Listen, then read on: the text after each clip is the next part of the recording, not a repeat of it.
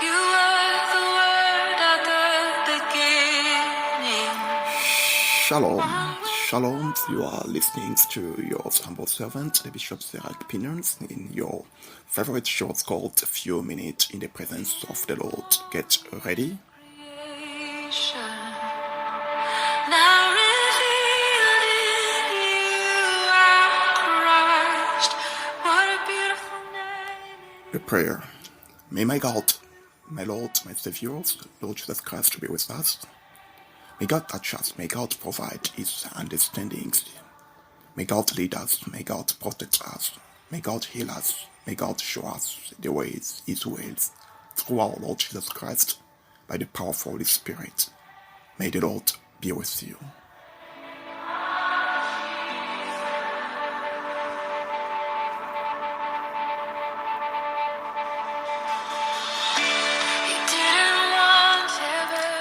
Today we're going to speak about idolatry in the Church of Christ. Idolatry in the Church of Christ. Mankind has been designed by God for different purposes. They were also made to be the worshippers of one's only God. They came from God, man and female. They knew who was God. They have been constantly in His presence. Every evening, their divine fathers used to visit them and spend some moments of love with them, because they needed the light of His presence when it's dark, more than the light of the days when it's gone. I guess in their meetings with God, mankind was so grateful to be who God made them. Adam couldn't stop kissing Eve, and Eve was like, "Hey, Adam, just stop it. Don't you see the Father is here?" And Adam will say, "Sorry, fathers, I am too excited for such beautiful women you gave me, and you always give me beautiful things. I didn't mean offense, but gratitude. Please don't take my little stories and say, I said it is written in the Bible. This is my guess and my imagination." Then the calling guys before it might cause, it used to work and gave evil tips to mankind, saying, "Why be impressed about God? You can be God. You can do what He can. Only one thing you need is to take a bite of the fruit, and you become God." Mankind fails to ask questions such as, what kind of God will I become? Let me tell you, certainly it's not Almighty God, but God of chaos, God of distraction, God of the pollutions of our beautiful planet, God of greediness and stinginess. You're going to become the sons and daughters of mammons, a total opposite of what is God. Only one bite calls mankind to leave the presence of their fathers and realize whatever they have been told was just a bunch of well-formulated lies. Nothing was close to what has been said. On the contrary, they have been shut out of the presence of their loving Father. Remember that mankind is a worshippers by nature, and the devils love to be like God, because he made himself in his own right a so-called God. But worship was meant for the Creator, not for creation. Once you are starting to worship the one creation, you will end up worshipping the rest of creatures such as trees, woods, rivers, soldiers, gods, stars, moons, suns, human beings, demons, evil ones, and other creatures as well.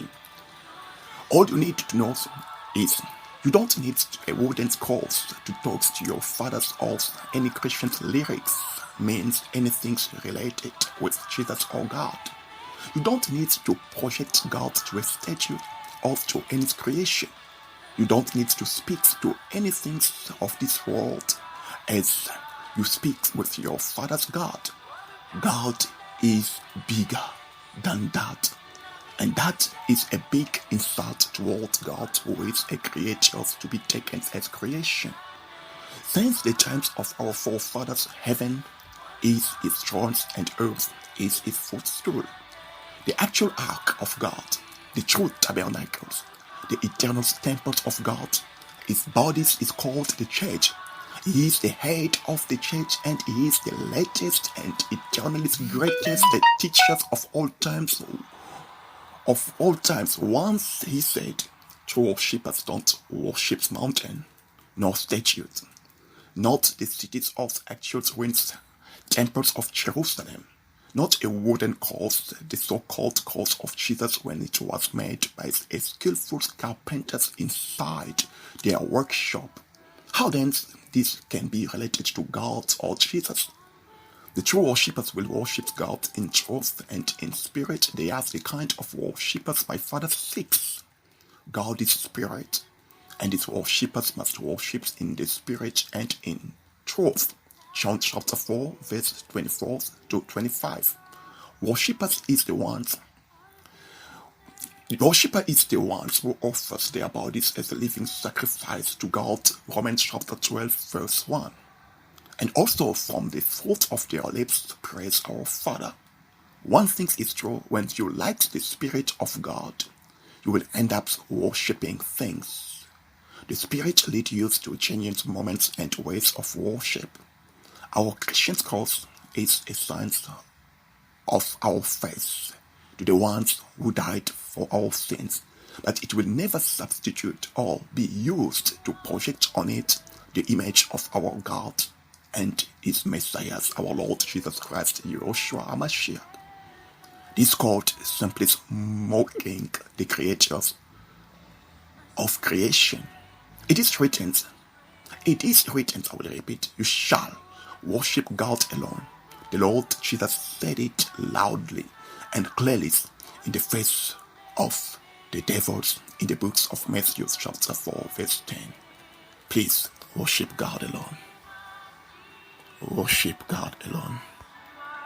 Please worship God alone.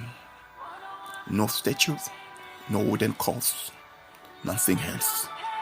Please worship God alone. Till we meet again, you've been listening to your humble servant, Bishop Zerach Pinon, to your favorite shows, Few Minutes in the Presence of God. May God bless you. May God be with you. Once again, please worship God alone.